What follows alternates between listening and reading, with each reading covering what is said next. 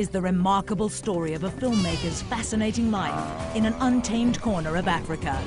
A wild world, seen through his lens. Capturing the dramatic and sometimes tragic events that affected the magnificent wildlife of Kruger National Park.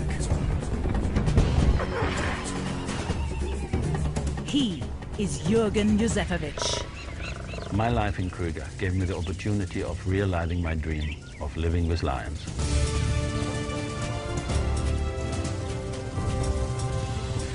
By 1998, Jürgen had produced 9 films about the wildlife of Kruger.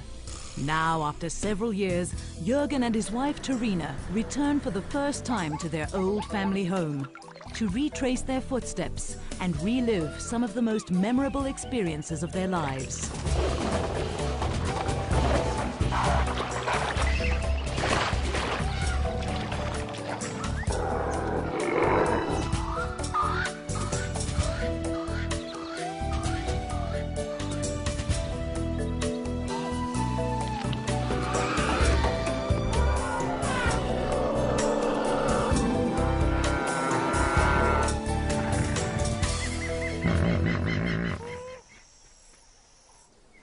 For Jürgen, today is a very special day. He steps out from behind the camera and meets his favorite animal face to face at the lion breeding project of Chukudu, a private game reserve near the Kruger National Park. This is great. I can get so close to the lions and touch them, even play with them. I would never do that with the wild lions of Kruger. If I tried, they would kill me.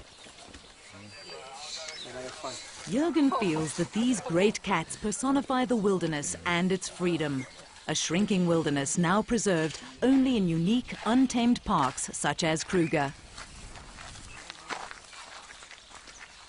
As soon as Jürgen and Terina step through the gates of the Kruger National Park, they'll be in a completely different world where life is wild, untamed, and unpredictable. Established more than 100 years ago, the Kruger National Park in the northeastern corner of South Africa is the country's largest and one of Africa's oldest game reserves, covering 2 million hectares, an area larger than Wales. Johan Olofse is one of 22 section rangers needed to control such a vast area. But today, he takes time out to welcome his friends back to the world-renowned wilderness that was once their home. Good to see you again. Good. Fantastic to see you, man. Look at this one. Again, That's great. nice to be back. Huh? Welcome back to Kruger. Yeah, I missed you. Huh? I really missed you. It's going to be great to share the bush with you again. Fantastic. You'll find everything has changed, but nothing has changed. Kruger's vast expanse includes numerous ecologically diverse areas of distinct characteristics, varying from dense riverine forest to woodland savannas. Each zone a preferred grazing or hunting ground for the thousands of animals of Kruger.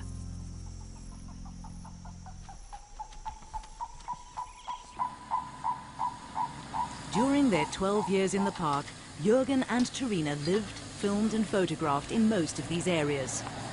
The outcome, a unique collection of sequences depicting some of the most dramatic events in the lives of the animals of Kruger.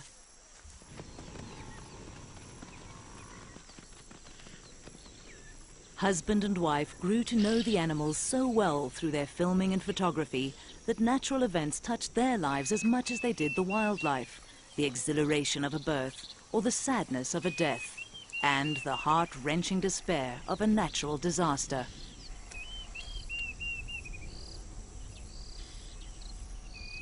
To film wild animals, you have to think like them. You have to know how they will react. But at the same time, you have to survive in their environment. When you're on your own, you have to become part of nature. Living in the bush is like entering another dimension. It doesn't matter who you are out there. Here, you are the weakest species. Easy meat. Big lion.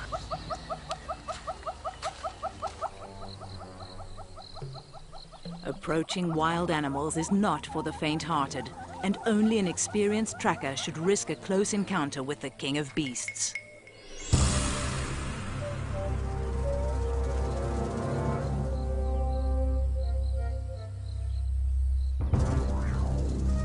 Alone, Armed only with his 16mm film camera, Jürgen spent years following the animals, a silent observer, never an intruder, recording nature as he saw it.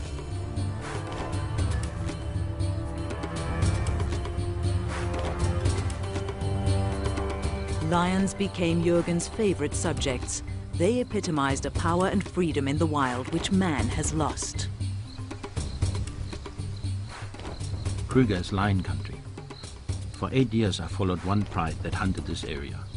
These could be some of the cubs that I watched grow, but I don't think they remember me. Jürgen thinks back to 1989, when he first met a very special male which he named Hanglip.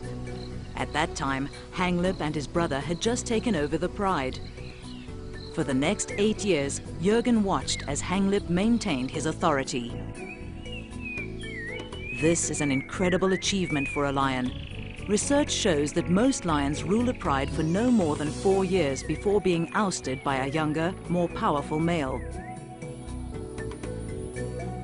When Jürgen first met Hanglip and his pride, the family group was small, with only 2 males, 4 adult females, and a few cubs. Under his reign, the pride grew steadily throughout the dry cycle that gripped Kruger Park. Hanglip was a fantastic male, confident of his power, and he accepted me. He allowed me to follow the pride when they went hunting, and I was fascinated by their strategies.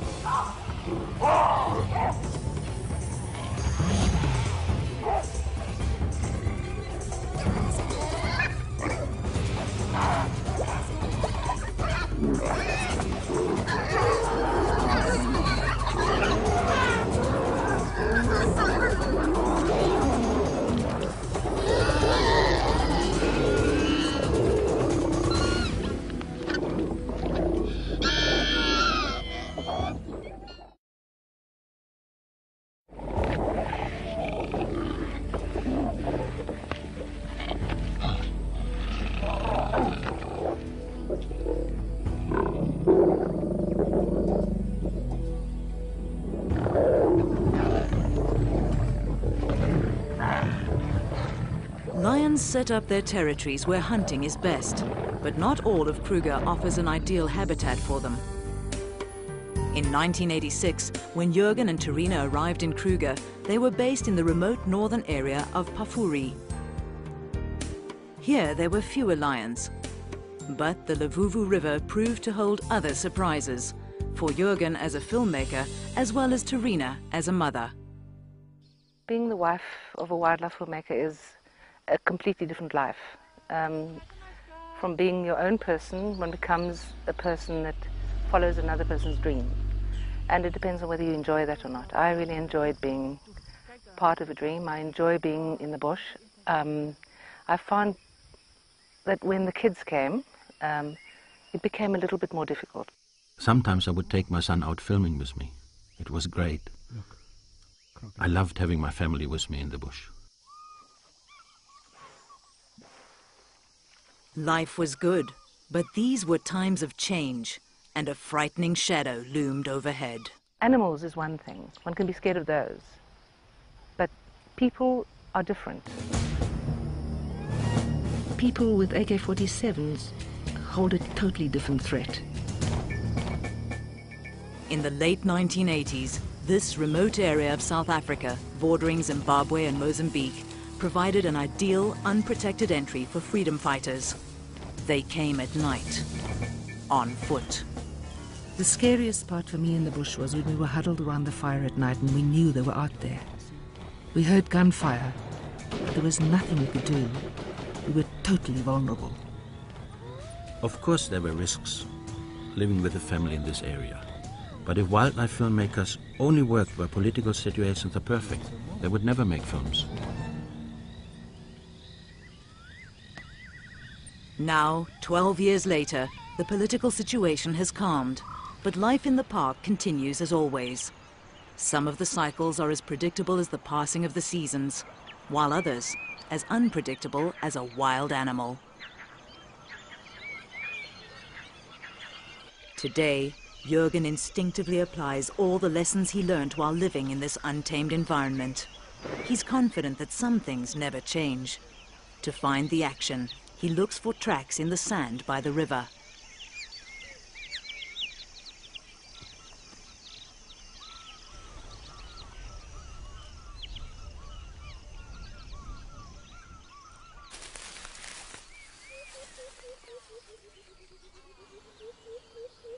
In the wild, you can never let your guard down. Jürgen moves in close. 4, 3 meters from the jaws. From experience, he judges that this would be a safe distance to film, close enough to get a good shot, but far enough not to be attacked.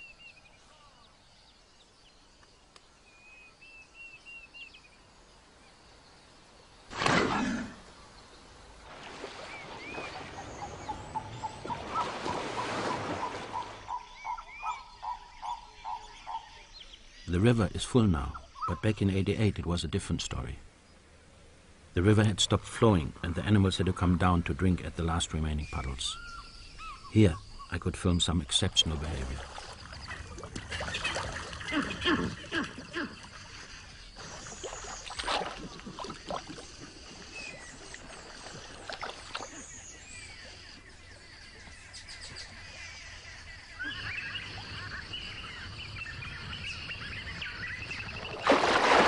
There was danger everywhere.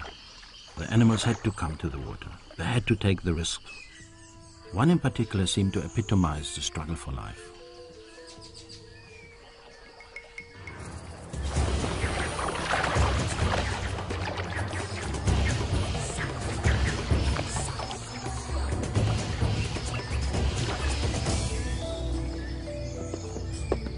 I was amazed that the little antelope had survived the attack.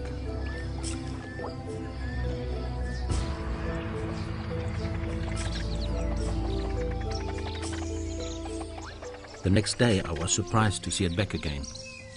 It was desperate for water.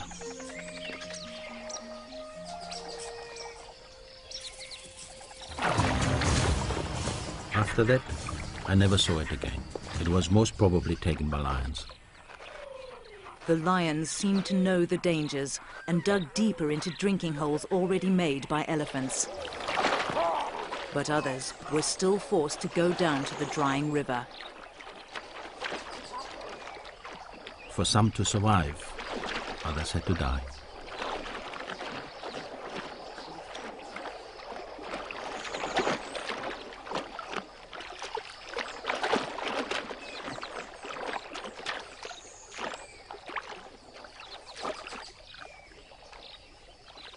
There were so many crocodiles crowded in the small pool. The two large males got into a fight for dominance.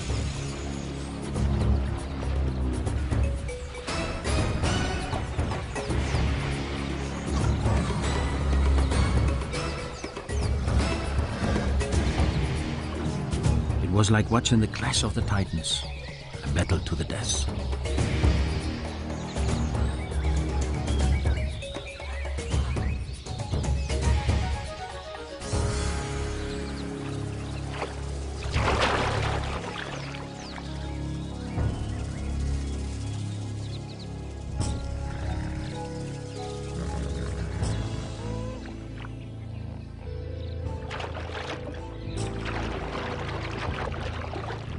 Jürgen watched in astonishment as the other crocodiles moved in without hesitation to eat the loser, proving that in nature, nothing goes to waste.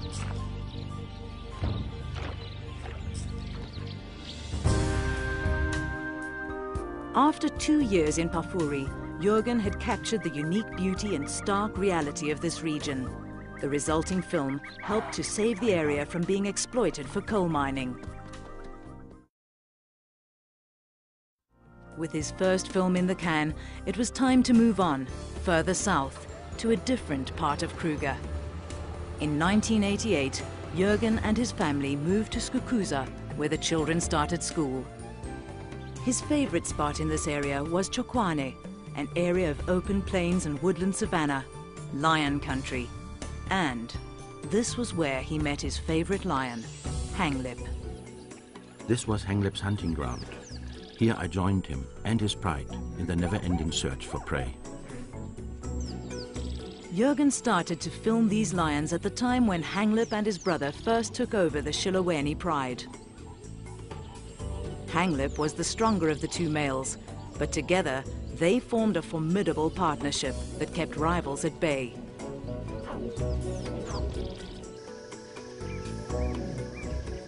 In the time I spent with him, Hanglip fathered many cubs.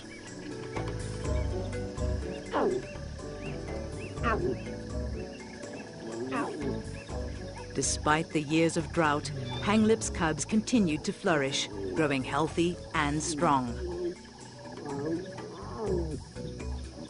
Lions can subsist for long periods of time without drinking by using the moisture present in their prey. And prey was plentiful.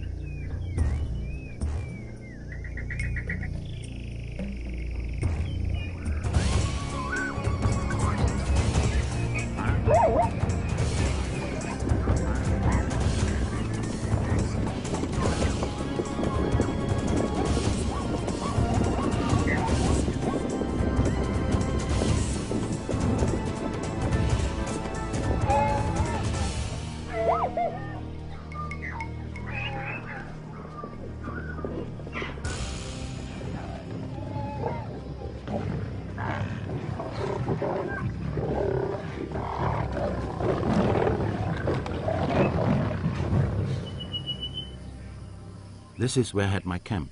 There are no lions here today. But back then, I would sometimes come home and find lions lying in the shade of my tent. Then I would wait until they moved away. They had accepted me in their territory, so I accepted them too. I was truly living with lions.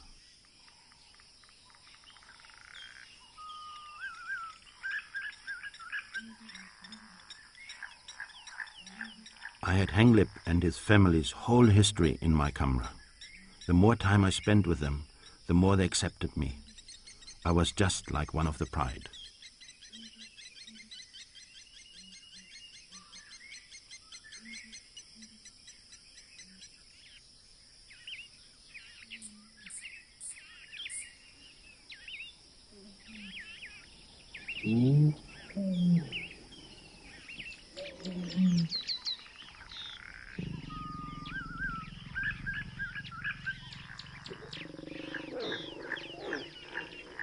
A unique opportunity presented itself when Hanglip mated with one of his females.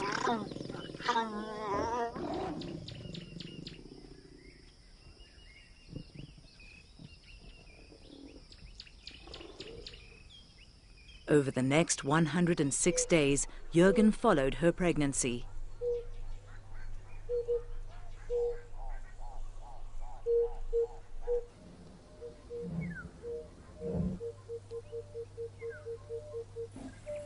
One day, she did not join the rest of the pride when they left to go hunting. I knew her time was near. Later that day, she moved into a dense patch of reeds. It was exciting for Jürgen, but at the same time frustrating. He could not see the birth. All he could do was record the sounds.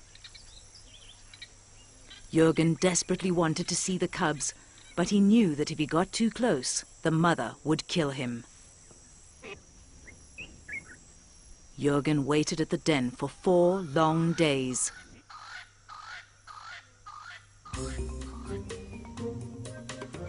Eventually, hunger forced the lioness to leave her cubs unattended, and Jürgen saw his chance. I crawled into the den with my camera, and I said to myself, Jürgen, if she comes back now, you're dead. But I had to go in. I felt like they were a part of my own family.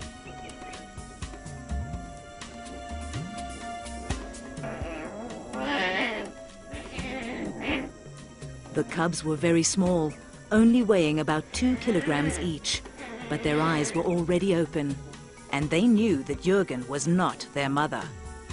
They started hissing at me. I knew If their mother heard them, I would be in big trouble. I had to get out of there fast. I got out just in time before she arrived back. I'm sure she could smell that I'd been with the cubs, but her first instinct was to check if they were okay. Whenever something special would happen with Hanglip's Pride, Jürgen would come fetch me and he'd take me there. And when the cubs were out of hiding, I saw them and they were absolutely beautiful. After about 6 weeks, the lioness joined another female with cubs slightly older than hers. Then, Jürgen could film without any danger of being attacked and spent as much time as possible recording the family's activities. The lionesses were attentive mothers, but they had to eat to survive, and every 2 or 3 days they had to hunt. During their first 2 months, the cubs were too young to follow their mothers, who would have to leave them behind, alone and unguarded, until they found someone they could trust. They would get ready at night to go hunting, but sometimes the mothers would bring the cubs over and leave them with me. Jürgen had unwittingly become a nanny. It was a great privilege, but it had its drawbacks. I was a Helen. I wanted to film the excitement of the hunt, but I felt responsible for the cubs, and so I stayed with them.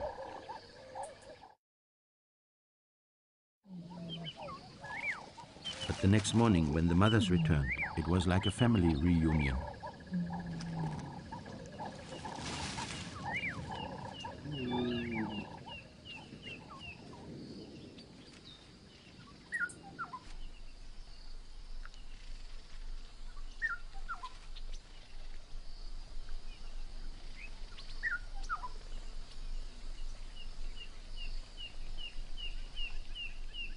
Whenever Jürgen was not with Hanglip's Pride, he kept an eye out for other filming opportunities. He sometimes followed other lions and the animals that shared their territory.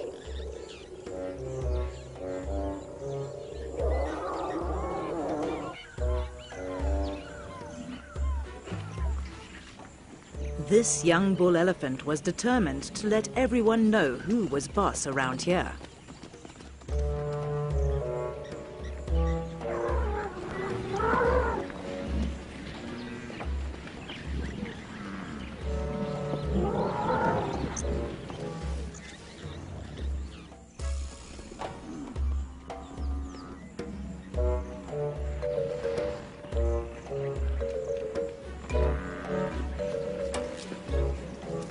He seemed irritated with everyone, even Jürgen.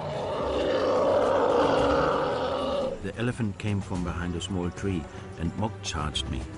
He had nothing against me personally. He was just telling me to go away. I realized then that I was parked under his favorite tree. Incidents like this one, which he filmed in 1991, deepened Jürgen's understanding of the animals and their behavior.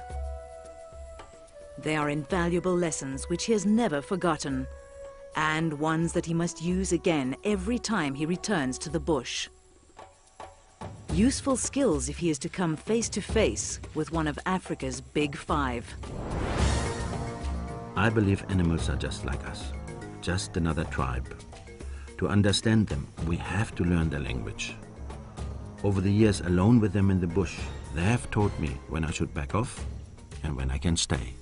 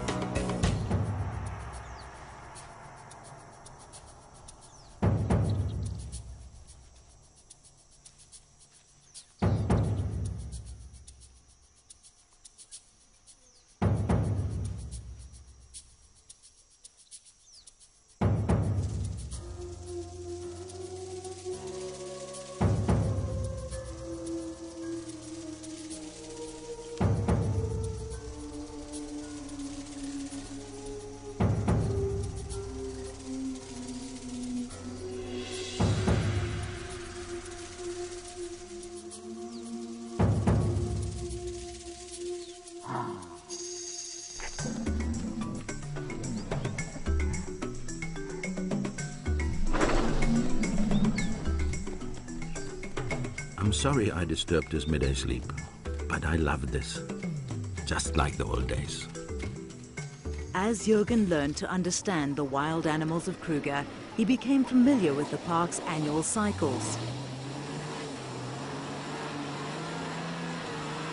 His quest to record one of the most interesting stories took him into the Mopani Belt, a vast area of scrubland covered mainly by one kind of tree, the Mopani. This hardy tree adapts easily to the harsh conditions of the area and is central to the lives of many of the inhabitants of Kruger.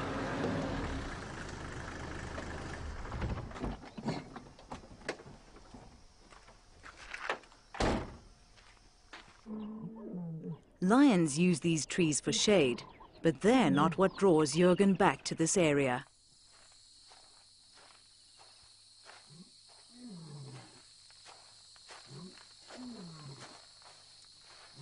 Without hesitation, he homes in on exactly what he's looking for, perfectly camouflaged among the leaves, a Mopani moth, an insect whose entire life cycle is centered around this tree. Can you see how worn her wings are? That means she has finished laying her eggs. She'll die soon. It's not only the big animals that make up the wonders of Kruger. Insects are equally important here. I wanted to record their lives too. Jürgen's unique footage revealed an amazing life cycle never before seen on film. The adult moth has no feeding organs. Her entire purpose is to mate and then lay about 200 eggs. Her life lasts no longer than 3 days. Tiny caterpillars hatch between 3 and 4 weeks later. They only need to crawl a short distance to find their food source, Mopani leaves. The brightly colored caterpillar is a feeding machine, growing rapidly to a length of up to 13 centimeters. Its skin does not stretch with its expanding body. The caterpillar needs to molt 6 times before it reaches full size. By this stage, the caterpillar becomes one of the richest sources of protein for animals and birds. After 6 weeks of blissful overindulgence, the caterpillar leaves the tree and finds a soft, sandy spot in the soil near the base of the Mopani. It burrows down into the sand, where it hollows out a cell and gradually turns into a pupa. Here it will lie as it goes through its dramatic transformation. No one could tell me exactly when the moth would come out, so I had to be there every night to make sure I didn't miss it. But I wasn't alone out there.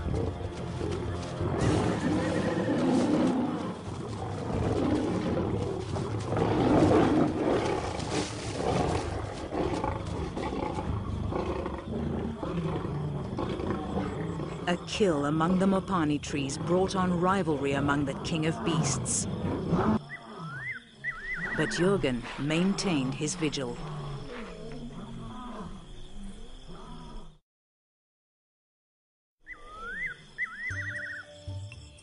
After almost 6 months, the newly formed moths emerged, and Jürgen was ready to record the event.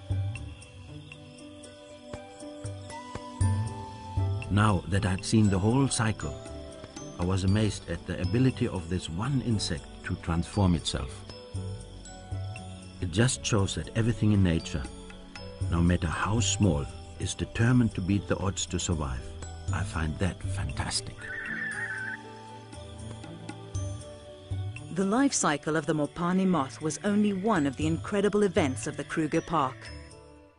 Now, Jürgen knows that he has only scratched the surface.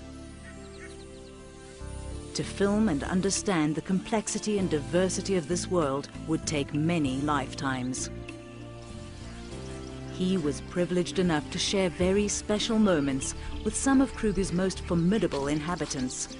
Retracing his old paths, he meets an old friend. This is a real privilege. Mabarule is one of the grand old men of Kruger.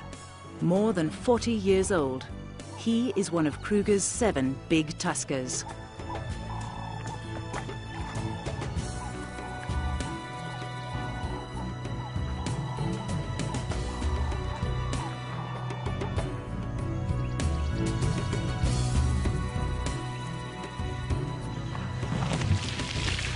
Mabarula is here to cool off. In summer, temperatures often reach a baking 40 degrees Celsius. I'm not used to this heat anymore. I need to cool off as well.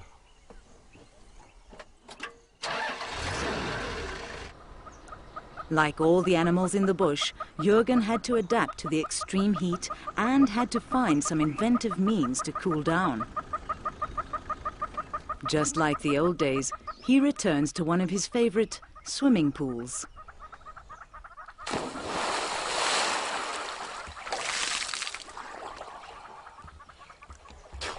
I almost landed in trouble in '92.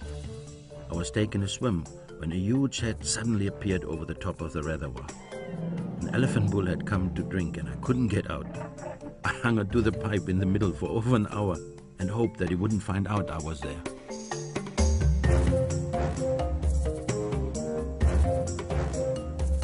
During the driest months, the man-made dams of Kruger become the lifeline for many of the animals. Shiloweni is one of the biggest. Fed by the summer rains, it usually retains enough water to last through the dry months. But Jürgen recalls that it was not always so. This is one of my favorite spots, but in the drought, it was just a little puddle. 1992 saw the worst drought in Kruger in living memory. The first animals to suffer were the resident hippos. Jürgen watched as the water shrank around them. The last of the muddy water drew many animals to the dam. The only ones not to feel the effects of the drought were the lions. In fact, they thrived. Hanglip's pride had grown into a formidable hunting unit, 28 strong.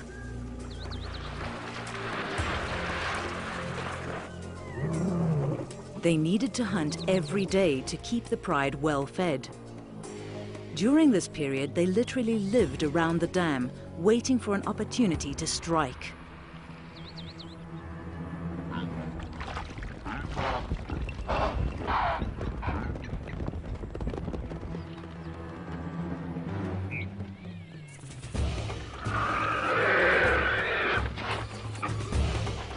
It was a constant game of survival. The prey animals knew that the lions were lying in wait, and they tried their best to counter every ambush. While the lions thrived in these conditions, the hippos were really suffering. There was not enough water to cover their sensitive skins. Having finished all the grazing closest to the water, they were starving, and some even resorted to eating elephant dung. I watched as one hippo calf moved away from the herd in search of food.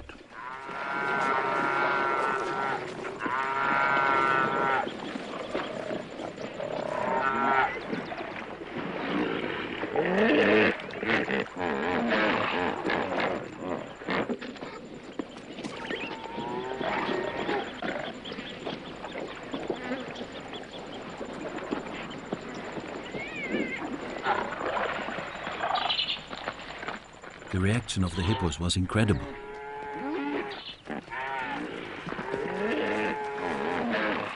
The lions seemed as surprised as I was.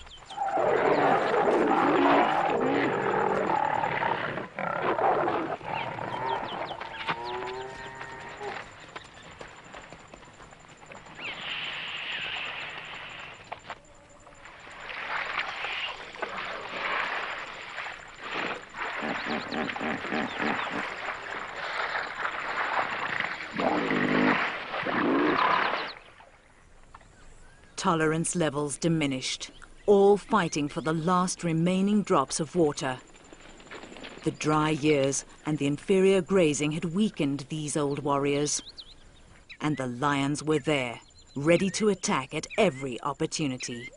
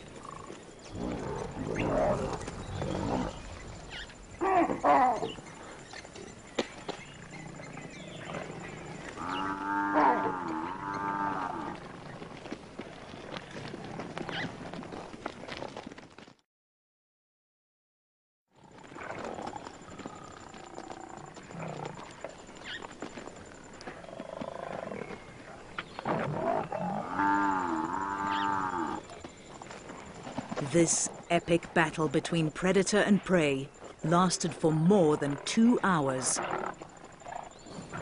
It could have gone either way until the very last moment.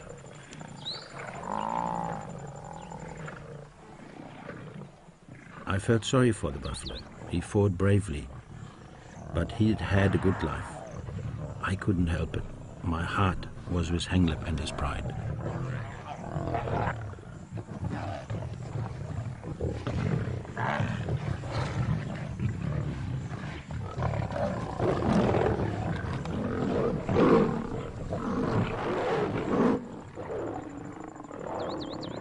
I was always amazed by Hanglip's power. But the battle with the old bull took its toll. After this, he could still hunt, but he limped for the rest of his life. Throughout the drought years in the early 1990s, Hanglip and his pride grew in strength. They thrived when all other animals around them suffered. But then, Jürgen remembers, came a threat that spared no one, not even the lions. This threat was microscopic, a spore-forming bacterium that can live for centuries in soil and bones. It survives in the harshest of conditions, a killer bacterium, anthrax. In 1991, the dry, hot winds of the drought put the habitat and the animals of Kruger under severe stress. The herds churned up dormant anthrax spores. It was a time bomb waiting to explode.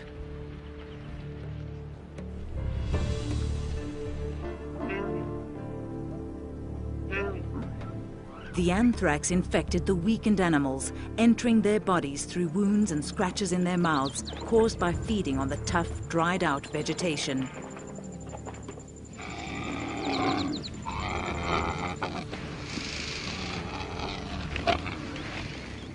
The animals were desperate.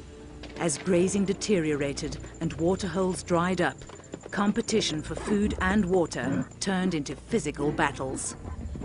The weakest didn't stand a chance. This zebra was kicked to death by its rival, a victim in the struggle for survival. As the anthrax spread, vultures became my guide to infected carcasses. I still remember the terrible stench of death. Park rangers and personnel could do nothing.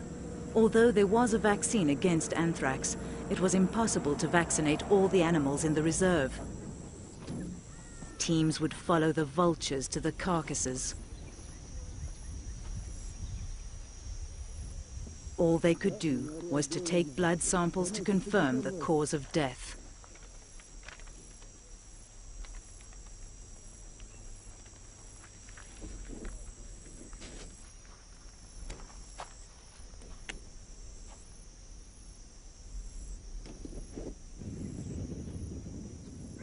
The disease was spreading quickly.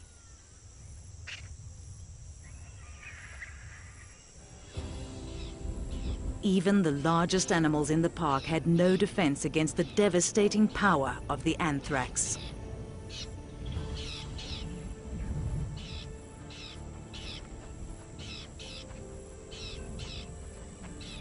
With vaccination out of the question, the park officials burnt all the carcasses they could find to curb the spread of the disease.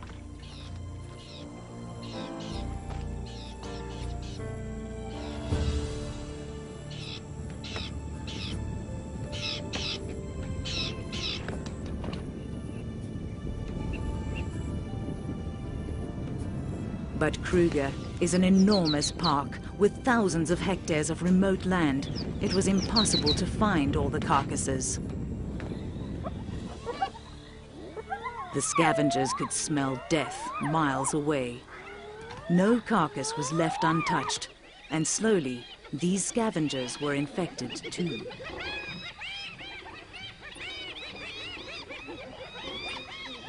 The anthrax bacterium does not die with the animal. The meat remains infected, sure to infect all those who eat it.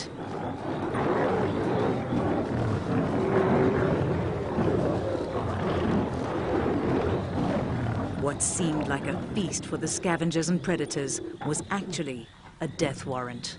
The anthrax outbreak was a terrible time for me. I saw my friends eating infected carcasses.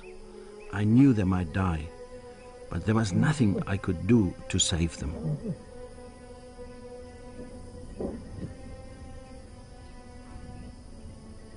As the disease developed in the animals, the swelling of their mouths, heads and throats made it more and more difficult for them to breathe. Scratch marks in the ground bore silent witness to the animals' desperate struggle for air during the last moments of life. I had seen my lions at their peak, at the top of the food chain, but over 2 seasons everything just seemed to fall apart. Those that were found were put out of their misery by the rangers.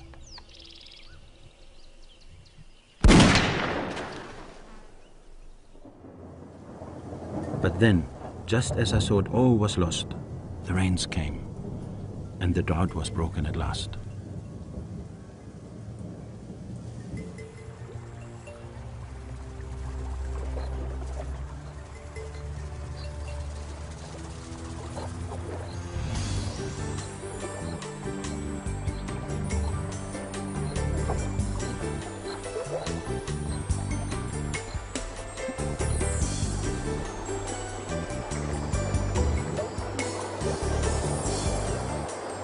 Floodwaters, the only force that has the power to stop anthrax, washed the spores downstream and into the sea, where the salt water eventually destroyed the bacteria. Incredibly, not all life was lost. The young and healthy survived. Much was learned during that anthrax outbreak, and today researchers see anthrax as nature's own culling mechanism. During times of drought, when the animals and their habitat are under severe stress, anthrax cleanses the land of the sick and the weak. The most important thing for me was that my old friend Henglip had survived, and he was still in charge.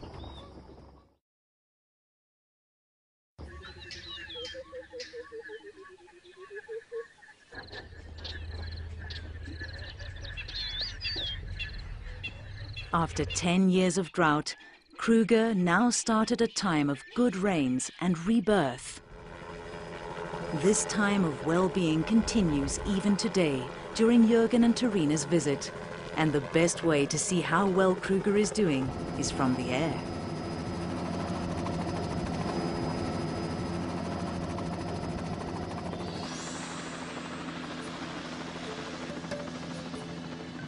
Nature is fantastic. It recovers so quickly. Not a trace of the dramas that played themselves out here during the drought. The river is full now. Back then, many had stopped flowing.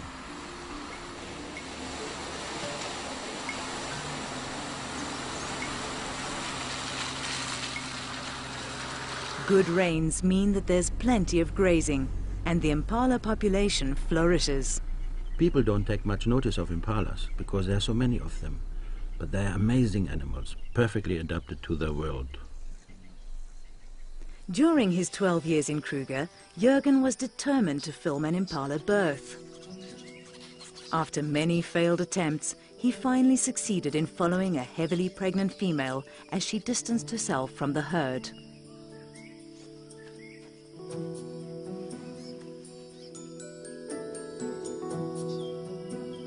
I really struggled to film this birth because impalas are very cautious and secretive.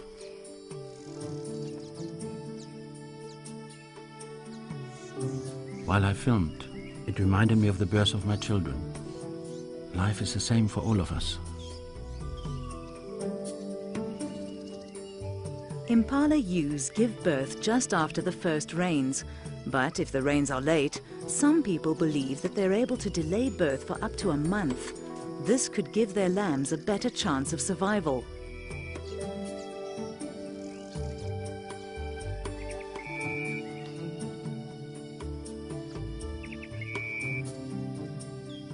Of all the unique footage that you can shot, I think, to me, the most special one is the one with the impala birth in that field of flowers. I mean, it's wonderful. This vulnerable baby with this vast wild wilderness surrounding it and all the dangers in it. I could relate to that, having raised my own children in the same environment. There are dangers everywhere.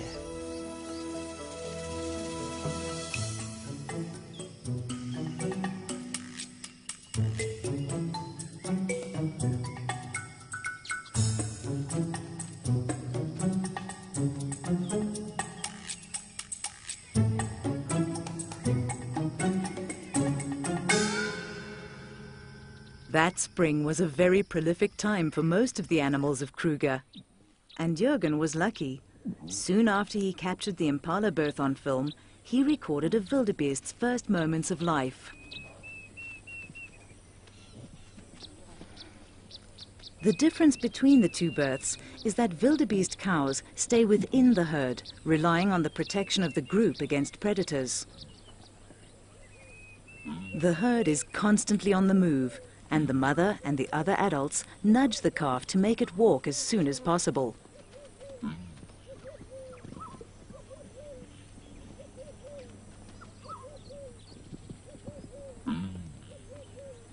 After only 5 minutes, it is ready to move with the herd. Jürgen and Terina relive fond memories, but their visit to Kruger has almost come to an end. Once again, they meet up with Johan. Hi Jürgen, how are you doing today? All right, man. Hi Terina. Have you seen the lion? Yes, I did. Nice pride of 12 through the river, 2 k's up the track. Oh, thanks a lot, man. Good, enjoy that. Hi Terina. Enjoy.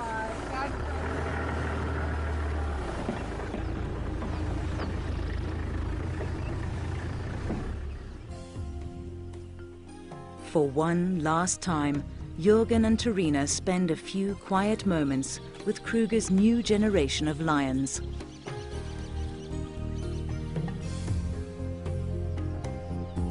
These seem as healthy as the pride they once knew. The pride led by Hanglip, a fighter, a survivor.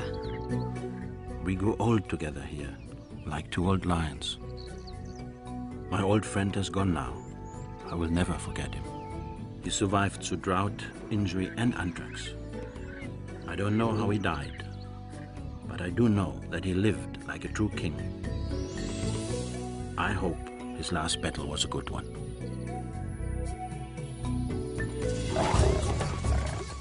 During my 12 years in this park, I saw many sides of nature. I saw royal battles, and I saw death in all its forms. But I also saw how wonderful life can be.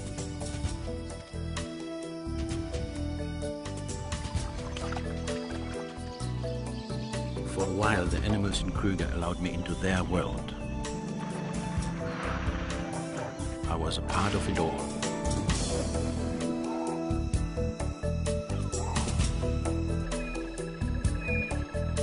I will always be thankful for the opportunity that I had to live my dream.